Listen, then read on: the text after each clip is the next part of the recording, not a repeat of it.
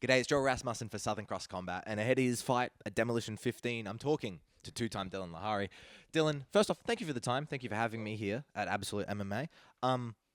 Welcome back to the MMA space. How does it feel to be back? Yeah, it feels good, mate. Never really left. Always kind of hanging around the gym, going to fight shows, but it's good to have something booked in and have a goal to work towards. Now, I saw once I posted the news about it. Everyone, a lot of your mates, a lot of your teammates in the comment section, haha, quickest MMA retirement, all that type of stuff. But for those who don't know, established amateur career, and then you announced via Instagram some time ago that you were kind of taking a step away from the sport, and it was kind of a retirement. Essentially, why?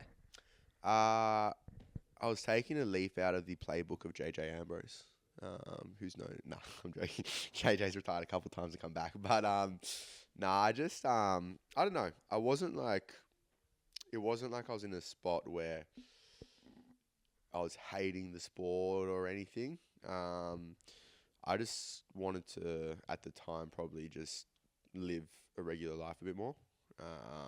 Since I've been 18, I've been training kind of 2-3 times a day, every day, up until now. So I think I just needed a bit of time away, a bit of a separation. I was probably a little bit burnt out. I think I had 12 fights in the span of like 2 years, 2.5 years. So yeah, I just felt a little bit burnt out with that. And I kept sort of coming back, going away, coming back, but I'd get to that burnout feeling real quick. And I took a considerable amount of time off, and now I'm back and feeling sort of much more in love with the sport again. And as I kind of already mentioned, people make the joke about like, haha, MMA retirement. At that time, when you made that post, like, were you truly like done with the sport? Well, see, the thing is as well, and like we've all joked about it, I felt a bit. I never said the words like I've retired from MMA because I had a couple amateur fights. I wasn't ever a professional athlete, never really did the thing in that regards. So to myself, it was never like I'm retiring from it. But I did feel I've had a crack. I'm proud of what I've done. I want to sort of explore other avenues. I really worked on building my PT business, setting myself up in that regards a little bit, which I was able to do over the 12 months. I always knew the possibility of coming back would be a thing. I didn't know how far away it would be. I know I do love the sport, but at that time, yeah, I was pretty set on not competing anymore. When the last time you and I spoke to each other in an interview setting was after the second amateur title win, I asked you about your thoughts on amateur titles, and you talked about they're a good indicator, but they're not necessarily the goal. Between that moment there, and I understand at that time you're coming off a win, you're riding the high. Yeah. But between that moment there and deciding I'm gonna step away, did anything change? Yeah, so what no one actually really knows is I think that was the James Andrews fight. There was probably 2 months after that when my back went out really badly, and I wasn't I couldn't walk. Holding a grocery bag, I'd like drop it, my back would seize up. So it was a bit of a mixture of that happening, and then I was working a little bit more, making a bit more money. Like most pros don't make much money, let alone an amateur in this sport. And I was just enjoying what that possessed, and I wasn't able to train from a physical perspective. And then I started to really enjoy just living life in that regard. Once the back kind of recovered, I enjoyed where I was just in life in general. Also, you're in summer, so there's a lot more going on in summer to enjoy your life. A lot more opportunity to have a bit of fun. So yeah, I think I got caught up in that a little bit. But a big catalyst of the whole thing was my back seized up quite badly, and I wasn't able to train for a while. I realized, I actually also enjoy life not training, and I kind of delved into that a lot, and now I've kind of come out of that on the other end. When that happens and your back seizing up, it's affecting not only your training life but your personal life. What is the steps to recovery? Is it literally just take the foot off the gas? Did you have to do anything? Yeah, so I was probably a bit dumb with it. I went and saw a few people. There was a lot of just you got to wait, give it time to heal up, which I didn't do, and then it kept seizing up. So over that 2 month span, it'd feel better after a week. I'd go for like a light bike ride, it'd seize up again. I'd, like I said, go shopping with the grocery bags, 4 or 5 kilo bag, it'd seize up again. So literally just taking that time off is what I feel helped it. Also with the job I do, you're holding pads all day. It's quite a physically, I'm not going to say physically demanding because, you know, laboring and whatnot, there are a lot more physically demanding jobs, but holding pads all day can, you know, wear on you. So I think just a combination of all that stuff, plus the fact that, like I said, I fought quite a bit over the previous 2 years. I was at a really low weight and I was in a weight deficit for the majority of a 2 year span. I think my body just wasn't holding up too well with it all. During that time away, what did you do? What kind of made you... I don't mean to overhype it and make it sound like super intense, but what made you enjoy like just kind of living and having that, as you kind of put it, that kind of normal life? Like, what did that time period kind of consist of for you? Yeah, not to get too deep when you hear Joel, but before I started fighting and like training and whatnot, I probably wasn't in the best mental space as a teenager. Just, you know, with like self-confidence and stuff, heaps of guys go through, heaps of girls go through, everyone goes through. And then finding the sport of MMA helped me develop a lot of that. And I think subconsciously I also always tied in, oh, I'm good now because of MMA and all this stuff that I'm doing. But it was, and that was great because I felt good about it. But everything good I felt about myself was tied into what I was doing in this sport and how it made me feel. So I think the time away made me realize, oh, I actually like who I am as a person now without all this stuff. And without the identity of being the guy who fights to all your mates and to, you know, you meet someone, what do you do? Oh, you know, I have fights. Whereas like in that time, I was like, oh, I'm a PT. And just becoming real comfortable with who you are as a person in that regards made me feel better about it all, for lack of a better term. Yeah. Do you think now, you've kind of touched on it, but as a person now, do you think Diellon Lihari is more well-rounded as a person? Depends who you ask.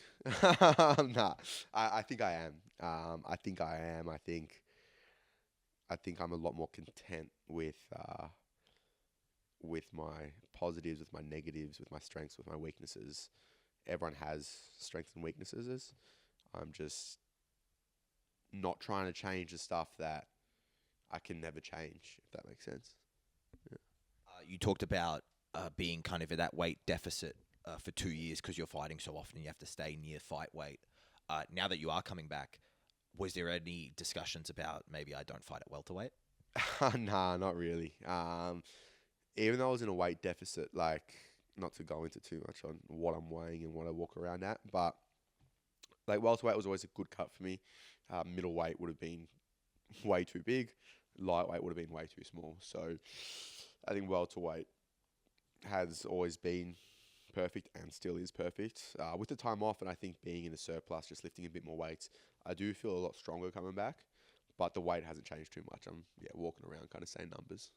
Not to blow past this fight and talk about things way too far in the future, but talking about how active you were in that amateur career, is that something now, whether you continue to fight or not, a thing of like, all right, well, I can't do that. I can't be that active as I was. Just my body can't really do that. Yeah, I think it's different when you turn pro. I think if you just look at the record of a lot of pros out there, no matter what they've done with the sport, you're not fighting as often as you were once as an amateur. But, you know, I got a couple names in mind. I'm keen to have a crack and whip out a few fights over the next 12 months. I'll ask about that in a moment. We'll save that for a little bit later in the interview, but I will bring that up again. But when you decide ultimately, all right, we're going to come back, we're going to go pro, when did the hunger to compete come back for you? When were you, as you talked about, you were kind of training on and off when your body kind of allowed it. But when did you go, nope, all right, let's do it, all chips in, let's go pro? So it's a weird thing. We're here in the office here at Absolute. We got head cameraman Josh Rotoli there. He's a bit of a, you know, therapist to all the boys here at the gym. Great man behind the camera. But I was speaking to him and Harry and we're just chatting and they're like, oh, you're sparring tonight. This was throughout that little break period. And it's like, I know if I do have this one session, I'm going to want to go all in straight away because that's just what my personality is. So I almost put that off for a little bit for a while. And then I think I don't know when the session was, but I said to him, I'm sparring tonight. I'm just like, look, watch what happens over the next week. Sparred, a week later had a fight booked. So it's just, yeah, once I'm in it, everything goes into it. And I think I was maybe a little bit hesitant of that with the training because I knew that would happen. But yeah, once I jumped back in, it was, yeah, all guns blazing. Now, prior to your professional MMA debut, you will be having a combat jiu-jitsu match. How did that come to be? I've competed on Fusion before. I know the boys quite well. And I think I just wanted something to keep me. This was before, obviously, knowing that I was going to fight again. I just wanted something to give me that competitive edge back. So I messaged them. They came back with a pretty good opponent in combat jits. Bit of a step up. I think he's a brown belt. It's Paul Gallen's brother, actually, I think. So it's kind of a cool opportunity. And I've always thought sort of, going up against someone who's a bit better than you just from the jiu-jitsu grading scheme is obviously a test in itself. But I think the combat, the slaps, the MMA-ness to it helps equalize that advantage. So keen to give it a crack. Just before I spoke to you, I was talking to a teammate of yours, a man by the name of Sam Miles. Not sure if you're familiar. Yes, Marlito. We talked about Marlito. And I talked to him about his combat jiu-jitsu match that he had. Have you spoken to him about it at all? Yeah, a little bit. I was there in the corner with him that night and the other boys. We haven't spoken about it too much. The cool thing about what we do is we kind of do combat jits every night, just with punches. So obviously it's a bit different. The slaps are probably a little bit harder to. It's a bit of a different movement to a punch or an elbow when you got to land it a little bit differently. But all in all, it's quite the same to what we usually do. As we see from slapping and fighting, it's quite two different things. You mentioned it there. So the power. I nearly said the power slap match. The power slap match is after. They haven't announced that yet. So the combat jits match was booked before the MMA fight? Yeah. Funny you say that, actually. When they reached out to me, they're like, hey, man, just making sure you won't have an MMA fight where you have to pull out of this because this guy's from interstate. And I'm like, yeah, 100% I'm retired. And it's all worked out well. It's like a month after, so the combat jits is beforehand. But, yeah, the combat jits was booked first. And then when you get that opportunity to fight in MMA and you're like, oh, I've got this combat jits match. Like, is that we talked about activity before. Is that like, oh, we got another thing coming up? How was that? Was that something you immediately jumped on that date? It's a weird one. It's like, obviously combat jiu-jitsu can be incredibly dangerous. You're getting smacked in the head by another 85 kilo man, but there's the anxiety beforehand, the feeling you have leading into it, it's a little bit different because it's not a fight. So it's pretty cruisy in that regard. Obviously on the night that changes completely. And on the night, it's a weird thing where it's like, shit, this is jiu-jitsu with slaps. Like this could go really badly. But you fucking fight in a cage where you're getting punched and kicked in the head. So it's not that much worse. But because it's jiu-jitsu with the slaps, you can make it feel like it's a bit worse. But I think I'm pretty cruisy with all that. How do you you kind of touched on it there, the feelings you get before, but how do you approach like a combat jiu-jitsu match compared to how you approach an MMA fight? I'm popping my cherry, so we'll see. Obviously, we do a lot of MMA grappling with the fight team here, so that's pretty much an everyday thing. You get good reps in through that. Then just working with a few of the jiu-jitsu guys a little bit more. Obviously, going up against a jiu-jitsu guy, the threat of the legs, which aren't always there in the same sense when it comes to MMA. The good thing about that is if you're on the bottom, you can slap the shit out of someone. So it takes away a bit of that jiu-jitsu-ness where you can get real comfortable on the bottom, which I think will probably work to my advantage a little bit more against this guy. When you were getting... You mentioned you've competed for combat jits before for Fusion. You know the guys well, so I understand how you kind of have that connection. When you're coming back, you've decided, all right, we're going to go pro, we're going to return to MMA. How does the fight get made? Do you tell Demo, hey, I'm going to come back? Do you tell Simon? Simon tells Demo? Do they ask about you? Like, literally, how does it come to be? So, I I never actually like. I was thinking about it, and I was training more, and I was like, okay, let's just get the ball rolling, not say anything to anyone because don't want to be the guy who has one session. He's like, coach, put me in, I'm ready. And then I'd been training probably like 2-3 weeks back on the full time schedule. I didn't say anything to anyone that I want to fight again, just training. And then Simon came up to me one night like, hey mate, there's a great option on demo for you, pro debut. Are you keen? And I'm like, yeah, fuck it, why not? So yeah, that's how it. Sorry, that's how it went ahead. Was it something that you had to fit, like, before he came up and mentioned that opportunity? Was it something that you were like, at some point I will be coming back and turning pro, and this is just the time? Or was it like, Like said that to him or just to myself? within yourself? I was starting to feel all those feelings of, okay, shit, I think I'm ready to go again, but I hadn't. Even with myself, I hadn't like officially made that call yet. That kind of was the catalyst which brought the call along. You mentioned earlier when we talked about it, you talked about how you were proud of what you did at your amateurs, and if that's kind of where it was, you were like, that's okay, I achieved those things. If you didn't get a chance to fight, if this opportunity had presented itself, were you like, all right, that's it, I'm okay with what I had done? Yeah, of course. I don't think you can ever sort of look back and sort of live just, oh, what could I have done? Because hindsight's always going to be 2020. There are probably like a couple fights I lost where I'm like, fuck, wish I did better in those. But I was pretty proud of what I did in a short period of time. Obviously, once again, it's like on an amateur scene, so you're not doing anything crazy, but you're still stepping into a cage and you're fighting another man, which is always, it always comes with its battles. So yeah, I'd have been happy with where it all was. It's funny, I don't know if you remember, but I believe it was the last time I interviewed you, we talked about it, and I remember you saying, like, cool story to tell your grandkids, but it's not necessarily the ultimate goal, but it's that cool opportunity, so I just find it funny that you say that. Not to hark on it, and not to keep talking about it, but nonetheless, I do think it's interesting. But I mentioned about how people in the comments, your friends, they're getting around you, they're hanging stuff on you, as you do when you're in that environment.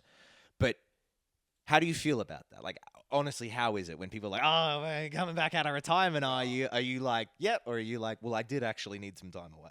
Nah, that's all fair game. I do the exact same thing, if not worse. So there's no, there's nothing there at all. Nothing there. I was asked, you mentioned Josh Ritz, just standing off camera before. A fan submitted question, maybe by Josh Ritz. We cannot confirm or deny. He asked me to ask you about the first time you sparred Joseph Luciano, and I was wondering if there's any story with that or what he was going on about. Yeah. He beat the fuck out of us. we were back at the old gym, Kimikai, and I think we were in Cranbourne or Chelsea. I reckon we were in Cranbourne. And our old coach, Ed Bavlock, chucked me in with Joey. This was maybe I'd been doing jiu-jitsu for 6 months. This was maybe my third or fourth MMA session. Joey was already, I think he was 1-0 as a pro, ready to have his second pro fight on one championship or one Warrior Series. And I just remember being there in the corner. I don't remember exactly what he threw. To be fair to him, he didn't crack me too hard to the head, but he ripped me with a body rip, chopped me to the leg, and I just remember kind of like falling down in the corner. Wait, sorry, there's my... Yeah, it was horrible, but you got to do it, I guess. You got to, see if someone's there to stay. So I stayed. It all went well. Here we are. He's my best mate now, so can't complain. I was just going to ask, has that beef ever been squashed? Yeah, nah, we got a pretty tight-knit group here, especially throughout the whole gym, but especially us welterweights. We got a tight welterweight group, and then within that welterweight group, there's 4 of us who I'd say we're all each other's best mates. So yeah, we're very, very, very close. Talking about the upcoming MMA fight, you were fighting against Isaac Dean in pro MMA, in both of you guys' pro debuts. Do you know much about Isaac? What do you make of Isaac? No, I don't. I've had a look. There's not a whole lot of footage out there. I think he was 4-4 as an amateur. He's a southpaw. I know he's got a pretty strong straight left hand. I think he's dropped a couple of people with that. He's finished a couple of people with that. I don't know too much about him to be completely honest. But it's one of those fights where it's more about just doing what I do well and not worrying too much about what he's going to do. Obviously not going to ask a question about the exact this, and this. But how has that game evolved for you? Not only because the time away, but then also you are now training for professionals. Yeah, look, the beauty of the system we have here at Absolute, with Simon, who obviously runs the show, then all the senior guys who are in leadership positions, from your first day as an amateur, you're pretty much training as a pro. So not too much has changed. Obviously, some small things with the conditioning and whatnot, but being around that since day one, and then obviously being under Joey's wing, Sam once he's gone pro, Samad as well, you're kind of always training like a pro. So I don't feel like anything's really changed at all. When I was an amateur, I was probably not training like the other amateurs, but now as a pro, you just continue the same stuff because that's what you're doing since day one. I don't mean to. The story of you is not going to be the guy who then stepped away at amateurs, and that's not what the story is going to be of your career. But we've talked about going all in and being like, yeah, we're back, we're pro. Are you following this now? Is this going to be the career? I don't know. I'm going to have a crack. I think where I'm at with it is I'm going to have a crack and I want to fight a lot and I want to just give it a crack. I'm 24. If guys are getting signed, they're getting signed quite early now. A lot of people are getting contender shots. Give it a crack, fight some really good people, see how it goes. If I do it, I do. If I don't, I don't. But just see what I'm able to do. Not cut myself short, not cut any corners. Give it my all, and just see where that potential takes me. Not to in any way encourage looking through Isaac Dean, and I know you are not. But earlier in the interview, you mentioned there's kind of some lists, there's some names, and you just mentioned it again there. Who are some of those people that you kind of want to fight? Look, I'm not going to say any names because there's obviously a task ahead. But obviously I fought a lot of the welterweights in the amateurs, and there are some guys that I've fought who are, doing okay in the pro scene, or they're fighting some pros and they're having really close pro fights where I kind of feel like I dominated them in the amateurs and it wasn't that long ago. So I kind of look at it and just know where my game is. I'm going to be able to have a real good crack against a lot of these guys out there. But we'll save that for after the fight. For the post-fight. Mentioning that, obviously there is that, you look at people that you have competed against before and you can kind of compare yourself, but people evolve and such on. When you now enter the pro ranks, are you bringing in the momentum that you had in your amateur career, or is it like clean slate? I think it's a bit of both. I think the momentum I had is a big part of that is a mental belief that this guy's not going to do anything to me. Even though if that's a bit delusional, I think it's better to look at it like I'm too good for this guy rather than, oh, fuck, like he's got a really good left high kick. What if he catches me with that? It's like everything I do is going to be better than what he does. And that's not being disrespectful or not looking into it and not working on what he does well. But I believe you got to have the mindset of you're an absolute killer and you're going to go to town on this guy. So that's how I go about it. Obviously a clean slate, you're 0-0. So, everything you did doesn't matter anymore. And now now it does. Is that an attitude that where the fight's August 31st, and I'm talking to you at the beginning of July. Yes. This far out from the fight, is that the attitude you hold right now, or do you develop that I'm a killer attitude the closer you get? Or right now, you sitting on this couch talking to me, is that how you feel as well? No, that's how I feel. More than anything, I think it's something and everyone deals with different mental stuff. Everyone has different ways of going about it. No one way is right. Even in the gym, you probably got 10 guys who do it differently, but they all do it really well, right? I think a big part of it all for me was every time I went into a fight, I knew my rounds on Friday night would be against guys who were better and harder. And that hasn't changed. I think the mentality of, I'm a killer and I can get anyone down. I can submit anyone. I can crack anyone on the feet. I've always had that in my fights. I've never lacked that confidence, whether I've won or lost. I always had that going in. I think a big part of that is believing that in your day-to-day training as well. I'm able to take everyone in here down. I'm able to do this to everyone. Even if you might not be, a big part is just believing that, and then it helps it sort of come to fruition. earlier in the interview, we talked about, I asked you if you're a better, more well-rounded person, and you talked about that fighter's identity. But you meet people and you're the fighter, you're the guy who fights. Now that you've had that time away, but you're returning to the cage, who is Diellon Lihari? Just all around sick cunt. Nah, I don't know. I'm a pretty easygoing bloke. I love to train, love to hang around my mate, love my missus. Drop that one in there, get some brownie points. Love my family, love the footy, love sports. I'm a pretty cruisy bloke. Are you going to the Collingwood Carlton game in like a month? I probably will be, but I'm more concerned about getting tickets for when Carlton make the grand final. That's fair. Have you got a connection at Carlton that can help you out, or just in the potluck? Actually, I reckon I might be good. I got a connection at I do have a connection through Carlton, not through Carlton, through someone I know who's got a connection through Carlton. So that could be a goer. And then it's looking like it's a Sydney Carlton grand final. So our boy Jenko's a Sydney fan. Best believe I'm going to be hitting him up every day of September if it looks like it's a Carlton Sydney grand final. I'm sure he can pull some plugs. Diellon, I thank you very much for the time. It's always a pleasure to speak to you. Thank you very much. Best of luck in the fight. Thank you. Love it.